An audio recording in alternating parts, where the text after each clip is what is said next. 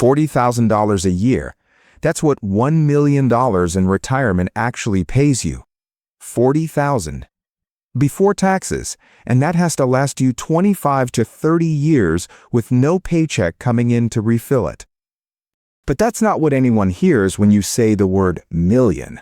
What they hear is, you're rich, you're set, you can say yes to anything. You think you're sharing a number, a data point, just answering a question honestly. But the word million doesn't land as a data point in anybody's brain.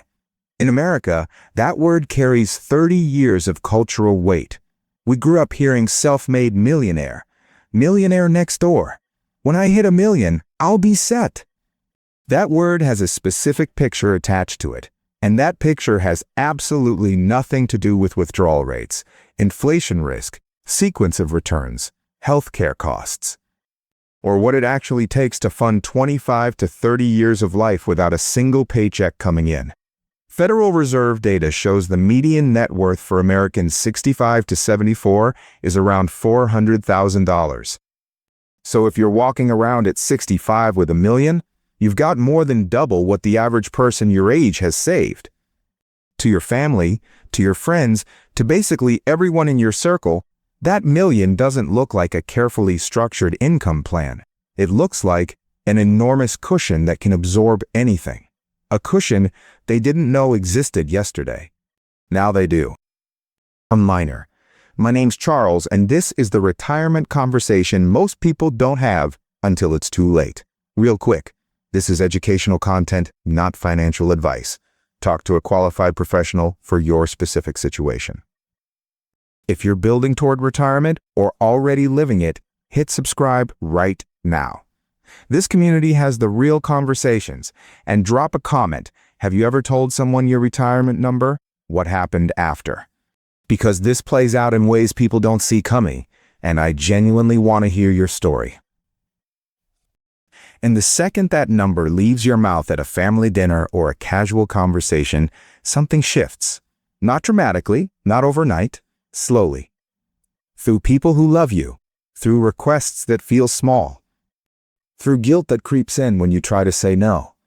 I've seen this happen, not once or twice, over and over, to the exact kind of people you'd least expect it to happen to. Careful savers, thoughtful planners.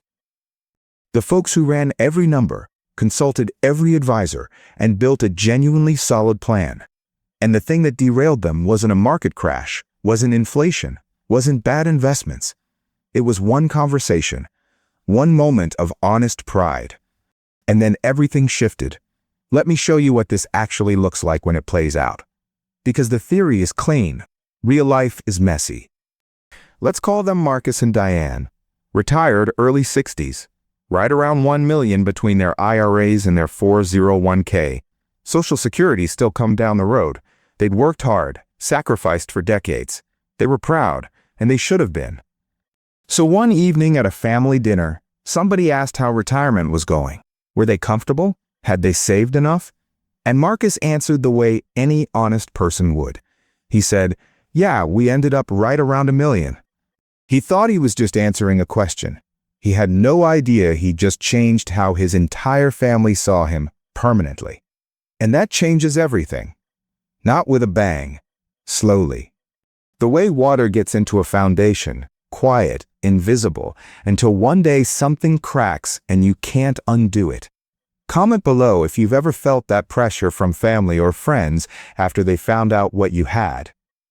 Because this community needs to understand how common this really is. Within a few months, their adult kid starts looking at buying a house. 6-figure down payment needed. And guess who gets the call? Now, from the kid's perspective, this makes total sense. They're thinking, that's maybe 10% of what my parents have. That's not a huge ask relative to what they're sitting on. They can swing it. They're millionaires. And that logic feels completely reasonable if you don't understand retirement finance. But Marcus and Diane aren't sitting on a spending account. They're sitting on an income engine. A machine that has to run for 30 years without a single paycheck coming in to refuel it. Pulling a 6-figure chunk out of that isn't writing a check. It's damaging the machine. And then It's not just that one ask. Because once the number is out there, the smaller ones start flowing. 5,000 here for the kid during a rough patch, 8,000 there so they don't miss out on something. Covering the family trip because, hey, you guys are retired, you can swing it. Every single one feels small in the moment, feels like the loving thing to do, feels like what a good parent does when they have the ability. But here's what nobody is tracking in real time. Marcus and Diane's withdrawal rate. The percentage of their portfolio they're pulling out each year quietly crept from a safe 4% all the way up past 6%, pushing 7%. That might not sound dramatic, but that gap, that 2 to 3%, is the difference between a retirement that lasts and one that runs dry. Not with a crash, quietly, years from now, when they can't go back and fix it. Drop a comment if this is landing for you, because I think a lot of people watching this are either living this right now or walking straight toward it. And here's the part that really gets me. They couldn't tell anyone it was happening, because everyone already believed they were rich. So now, they're tightening their budget in private, quietly stressed. Dealing with real financial pressure completely alone, while still being expected to be the family bank. The default account for every emergency, every opportunity, every situation where somebody needed a yes, and figured these two can handle it. That's the trap. And the door locked the second Marcus answered that dinner table question. See, once your family believes you have plenty, you can't go back and tell them you're worried. You can't sit them down and say, hey, we're actually feeling the pressure, because in their minds, you're the people with $1 million. How could you possibly be struggling? So you suffer in silence. You smile at the next gathering. You say yes to things you shouldn't say yes to. And nobody knows the real picture because the fake picture is the only one they've ever seen. Marcus told me something I'll never forget. He said, I became the richest person everyone knows and the most financially stressed person in my own house. And I couldn't tell a single soul. That's what one honest answer at a dinner table did. Not a scam, not a market crash. Just honesty in front of the wrong audience at the wrong time. Now, here's where it gets even more personal. Because this isn't just a family thing. The friendship piece catches people completely off guard. Once your friends know your number, subtle things start shifting. You're at dinner and the check comes, and suddenly everybody is real comfortable letting you grab it. A group trip gets planned, and someone says, well, you're retired with that $1 million, you can make it work. And nobody thinks they're being unfair. Nobody thinks they're taking advantage. They're just doing math based on what they heard. And their math says you can handle it. But underneath all that, some friends get too comfortable with your money. Other friends get uncomfortable with their own situation. And this invisible scorekeeping shows up that was never there before in 30 years of friendship. Someone told me, we used to feel like equals. Now I feel like the wealthy friend. And everything is just awkward. Another person said their friends would joke about them being the rich ones, laugh it off, and then genuinely get hurt if they didn't do something generous. Appreciation disappeared. Expectation moved in. And the worst part, when you actually are generous, nobody's that impressed anymore because it's expected. But when you say no, when you decline the tab or skip a pricey trip or just can't swing something that month, there's this quiet resentment based on their understanding of your finances, not your actual reality. Sometimes protecting a 30-year friendship means protecting it from information it was never supposed to have.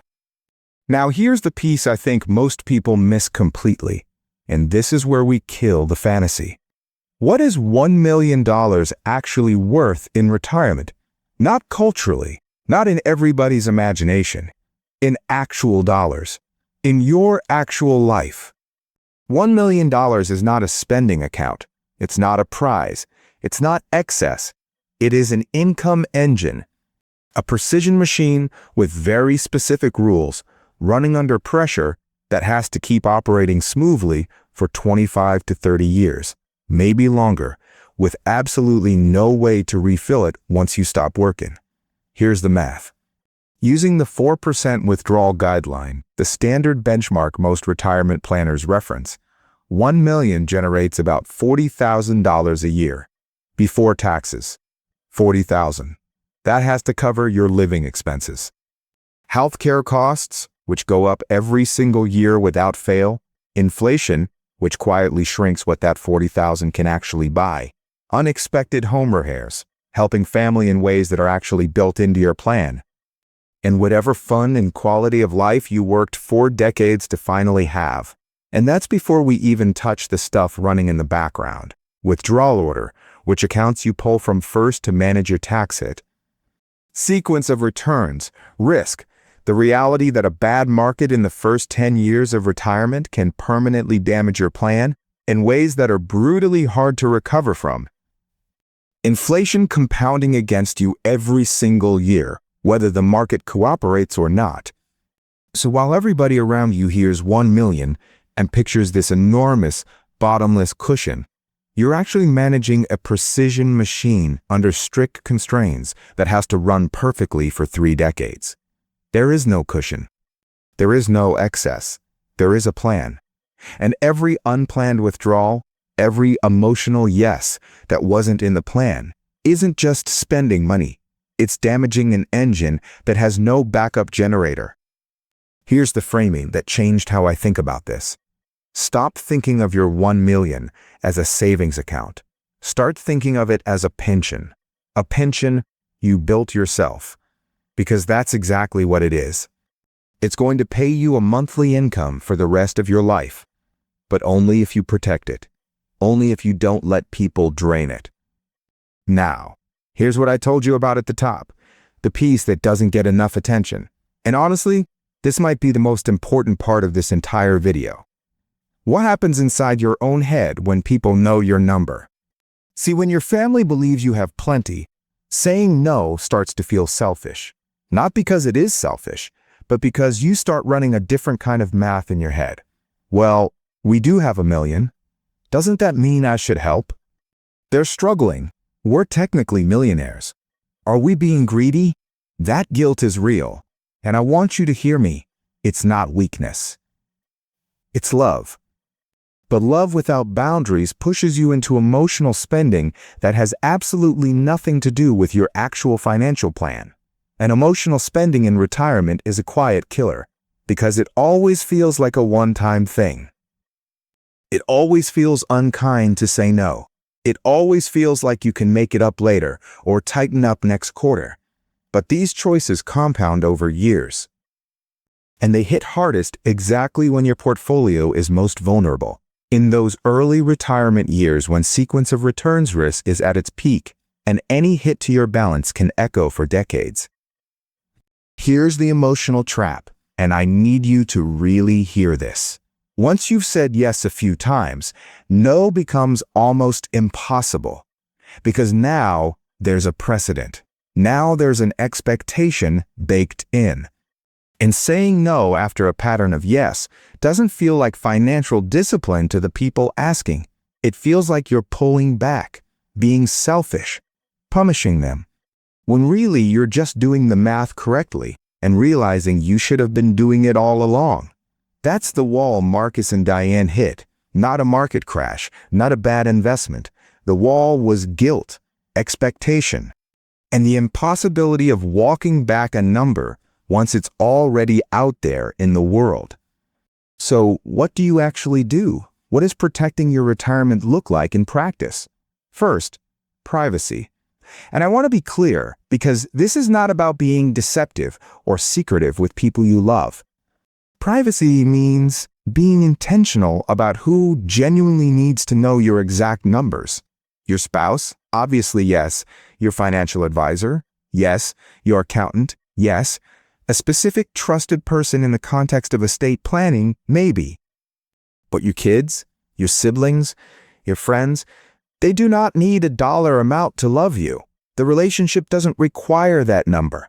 Sharing it doesn't strengthen anything. It only creates risk that didn't exist the day before. Second, set the boundaries before the expectations form, because walking back expectations once they exist, that is brutal. Get ahead of it. When finances come up, and they will, you've got language ready. We've got a plan in place, and we're being really intentional about what we say yes to. We're happy to help problem solve, but we can't be the family bank. We've structured things specifically so we don't outlive our money, which means we can't always say yes, even when we want to. These phrases communicate that your money has a job, it's committed, without ever giving anyone a number to do math against. Third, when a request comes in, do not ask yourself, do I have the money? Ask yourself, is this in the plan? Those are completely different questions, and they lead to completely different answers. You might technically have the dollars sitting in the account, but if saying yes pushes your withdrawal rate from 4% to 6%, you don't actually have that money. Not without consequences that show up years down the road when there's no way to undo it. And here's the one line that stops requests cold every single time. This is our retirement income. If we spend it down, we might have to come live with you. I promise you, that sentence changes the entire energy of the conversation. Suddenly the ask doesn't feel so small anymore. And fourth, understand this at a bone-deep level. Every dollar you give to someone else's situation is a dollar that won't be there for yours. A healthcare surprise, a roof replacement, a need that hasn't shown up yet but will. There is no W-2 coming in behind you to replace anything. When it's gone, it's gone. There's no earning it back. There's no making it up next quarter. Gone is gone. Would you let someone take big chunks out of your pension? Of course not. So why would this be any different? The retirees who make $1 million last, who actually fund the full 30-year plan they built, are not the ones showing the number around.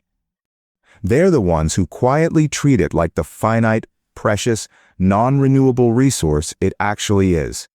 They're not stingy, they're strategic. They give generously, on their terms, in ways that are built into their plan, in amounts that don't damage the engine. At this stage of your life, there is no backup. There is no do-over. There is no next paycheck walking through the door to replace what walked out. Every single dollar in that account has a job, and every dollar that gets pulled out for someone else's emergency is a dollar that can't do its job for you.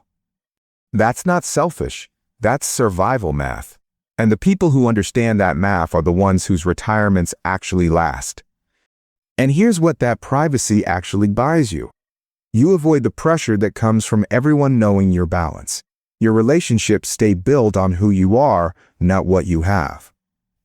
You make financial decisions from clarity and intentionality instead of guilt and obligation. You can be generous when you choose to be, and it actually means something, because it wasn't expected. And you give that retirement engine the best possible chance to do the one job it was built to do: fund the life you worked your entire life to build. The real flex isn't telling people what you have. The real flex is keeping your mouth shut and living exactly the life you designed, quietly, comfortably, on your terms, while everyone else is guessing. That's the move. Hit subscribe if this changed how you're thinking about your retirement number. Share this with someone who's close to that $1 million mark and might be about to make the one mistake that cost them everything they built. And drop a comment. Are you a private person with money, or do you tend to be open about it? And honestly, is this smart strategy or too secretive? I genuinely want to hear where this community lands on this, because the best conversations happen in the comments, and your answer might be the thing someone else needs to hear today. See you in the next one. Welcome to the community.